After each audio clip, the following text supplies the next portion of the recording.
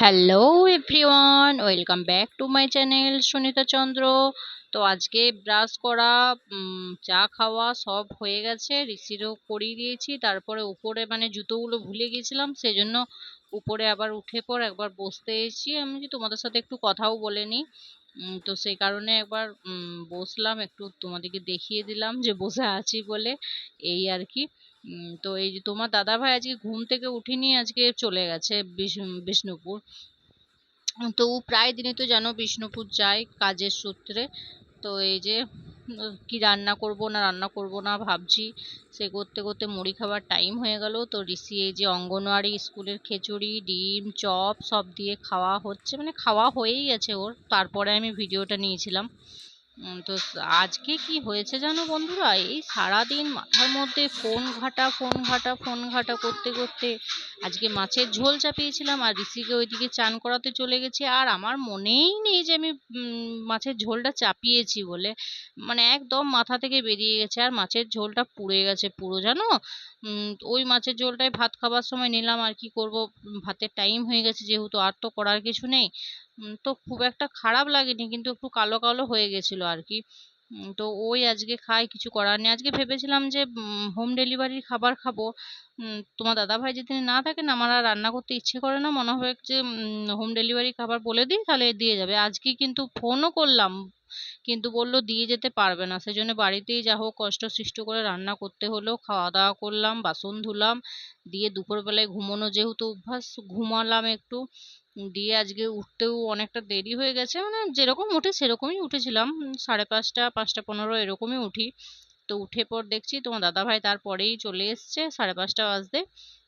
তো বসে একটু কথা বলছিল আমার সাথে। আমিও বলছি যে তাহলে পাখাটা বন্ধ করি, ঝাঁট দেবো তো, ঘুম থেকে উঠে প্রতিদিন বিকেলে ঝাঁট দিই। তো সেজন্য ঝাঁটাটা হাতে চলে এসেছি, আর ওর সাথে একটু গল্প করলাম। বলছে যে পাখাটা চালাও, গরম করছে আমার। আমি বলছি আচ্ছা, আর ঝাঁটটা দিয়ে দিই আগে, না হলে তো ধুলোগুলো সব, এত ধুলো হয় ঘরটাতে, উড়ে চলে যায়। তো এই দেখো কি বলছে, কি এনেছে। তো আমার মাদের ঘর গিয়েছিল, সেজন্য মা না, মা দিয়ে পাঠিয়েছিল, ওই যে কি বলে ওগুলো, জিলেপি। বাড়িতে যা ছিল আর কি। বলছে ঋষি খাবে করে, দিয়েছে জিলাপি, একটা ওই ক্যাডবেরিজ চকলেট। তো এগুলো ঋষির তো খুব পছন্দের। তো ঋষি তখনই খাওয়া শুরু করে দিয়েছে যখনই এনেছে। তো আমি ভাবছি যে ছাদে যাব না বাইরে যাব, তো আজকে আর ছাদে যাইনি, মাথা পাতা চিপে বেঁধে নিয়েছে, এত গরম, দারদার করে ঘামাচ্ছে একদম। তো যাই হোক, ছাদে গেলাম না, অনেকটা সন্ধে হয়ে গেছিল। আমি বাইরে একবার দেখতে এলাম যে কেউ আছে নাকি, গল্প করার সব সঙ্গীগুলো। তো তারপরে যাব, সেই জন্য ভাবছি আবার ঘুরে চলেও আসছি, যে আসেনি দেখলাম। তো মনে হচ্ছে একটু পরে যাব, এই যে গেটটা লাগিয়ে পর ঘর ঢুকে যাচ্ছি। তো আমি যে বেগনিগুলো করে নিই। তারপরে গল্প করতে গিয়েছিলাম একবার, বেগনিগুলো তারপরে এসে করলাম। তো বেগনিগুলো তো সন্ধ্যাবেলায় সবাই আমাদের মুড়ি খাওয়া অভ্যাস। তো বেগনিগুলো করে রাখলাম, আর ঋষি দেখছি এদিকে বাবা নিজে এত পড়াশোনায় মন দেখা যায় না একবারে, নিজেই দেখছি বই নিয়ে একবার পড়তে বসে গেছে। এই যে পড়ছে দেখো কত পড়ছে, কি বইগুলো ছেঁড়ার ধান্দা খালি, আর তখন করছিল একটু আধটু। কিন্তু ওর বাবা ফোন দেবে না বলে আমরা বই নিয়ে বসেছে, না হলে আমরা ফোন দাও ফোন দাও করে চেঁচাচ্ছিল তখন। তো যাই হোক, বাচ্চা ছেলে আর কত পড়বে।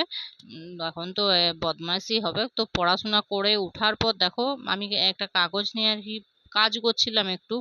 তো কাগজগুলো এগুলো ফেলে দেবার, তো ওগুলো নিয়ে ছেঁড়া ছুড়ি করে গোটা ঘর জবড়া করছে, ওর ঠাম্মি বকছে ওই নিয়ে।